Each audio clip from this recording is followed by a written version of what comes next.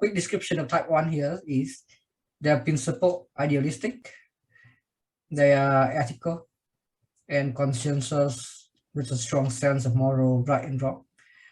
They are good teachers and crusader for social causes, always striving to improve things but afraid of making mistake. They are well organized. In terms of strength, they are well organized, orderly, fastidious, high standards. But they can be perfectionistic, which as just like how me and Ellie have listed as being critical and perfectionistic as our weaknesses. They typically have problem with repressed anger and impatience. At their best, healthy ones are very wise and discerning and noble and heroic. I think you can think of some of the very famous people in the world that try to change the society. It's like Mahatma Gandhi, Nelson Mandela. A lot of these revolutionary fighters, for example, they might likely to be type 1 because they think a lot about, they're the one who are very hardworking and tend to want to improve the social system. And at least I find very true for myself.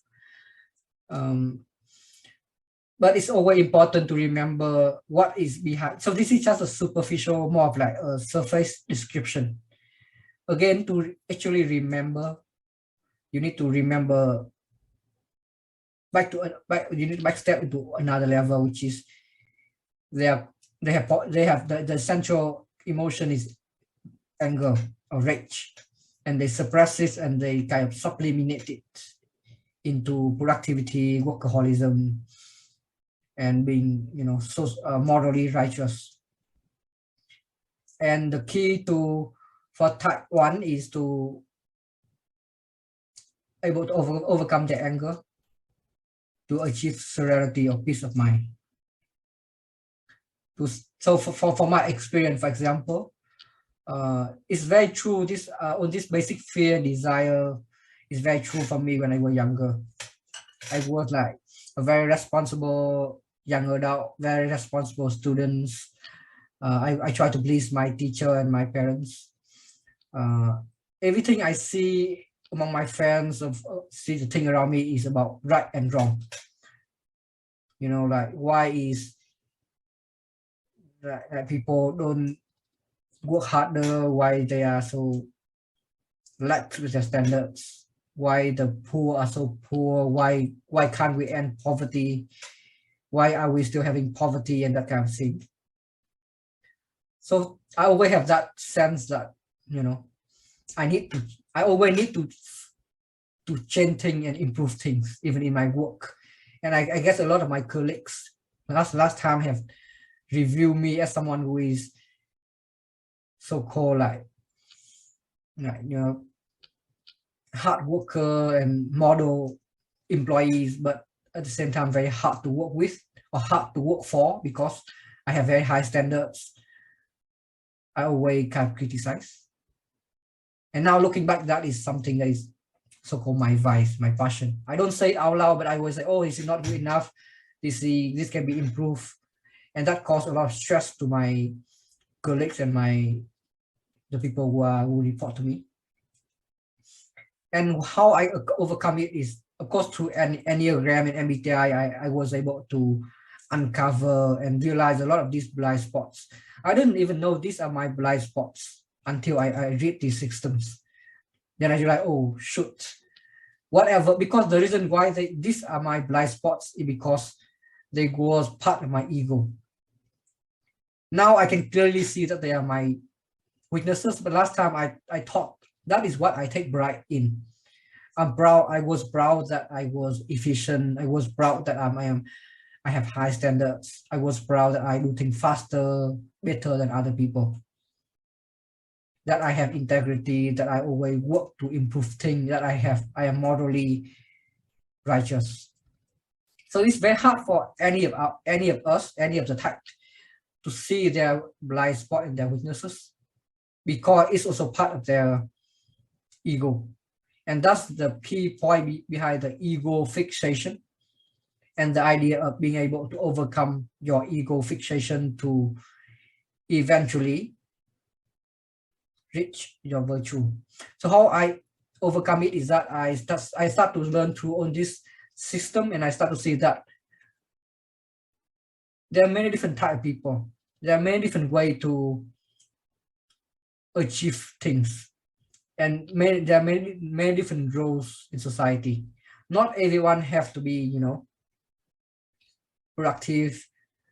Not everyone have to be responsible all the time. Some people, you know, like need to be like the helper. You know, they need to take care of people, well-being. Some people, like you need the artists in the society who can write songs and poems. And artists are not known for being the most productive or practical people, but we need people like that in society, for example. And also, or like when I'm down, or when I do realize that, you know, having emotion and creativity is also help nurture my strength. It's also part of me, and I stop, you know, kind of deny that I have that emotions or that, because I used to think that having too much emotion or creativity is a weakness, because it interferes with being responsible and productive. But I realized that you can't achieve true result. You can't achieve true productivity. You can't get things done without actually understanding your emotions and why you do things. What is the reason behind your work? So that's what. Then slowly I start to realize that, you know, embrace a different perspective, and instead of judging and being hypercritical of other people, I start to let go. I start to become more like Seven, where I embrace everything. I'm enthusiastically participate in everything and meeting new people without judging them. Just go with the flow kind of thing. Of course, I won't be. In the end, I'm still a type 1, but it's the ultimate goal here to have peace of mind, to have that wisdom of, and you feel a lot more, have more energy and so kind of thing. Sorry, I ramble a bit long on this thing because it's my type, so it's easier to elaborate. Just to chime in, Tuan, I can strongly relate to everything. But yeah, how about you? You share your personal experience as well. Yeah, I think you said was on point in terms of my experience. So like you mentioned, type 1 is leaning towards perfectionism, and that's how I've always been. And I found that over the past couple of years, I'm just trying to be more accepting of other people, and like reminding myself that my way is not necessarily the right way. There are other ways to look at things and do things to, you know, achieve the same result or even better results. So I think, yeah, that kind of perspective has helped me overcome perfectionism, as well as, you know, the hidden resentment that I have that has caused me to judge people in the past. So I'm just curious, so how do you gain what kind of tools do you use to see the different perspective? I think, answering personality tests have helped me, like Enneagram and MBTI. Okay. Yeah, and also I did a session of therapy, so that has helped me, you know, go deeper into myself. Meditation has helped too, so I try to practice meditation daily. Yeah. Interesting. I see. So you're in meditation as well. Which kind of meditation? I use an app. Apps. Yeah. Okay, that's nice. Thanks, Ellie. I think that's So as you can see that people, if you do enough inner work and self introspection, you see that there is a similar journey. People overcome a certain similar pain points to achieve certain goals that they most identify strongly with, and that is a wisdom Enneagram.